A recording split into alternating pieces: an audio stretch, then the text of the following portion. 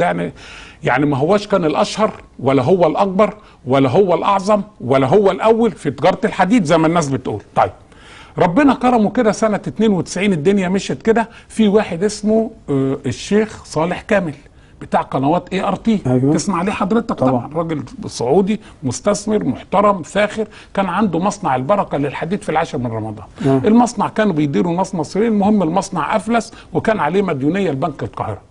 فاحمد عز دخل، وكان بقى الشيخ صالح كان مش عاوز يوجع دماغه ومش عاوز صورته تتهز، ده راجل معاه قنوات ومعاه شركه دله وبتاع، ايه اللي هوجع دماغ انا واخش ومديونيه وبتاع البنك يخبط علينا وبروتست واي كلام فارغ. قال له احنا الكلام ده احنا ناس محترمه مش بتوع الليله دي.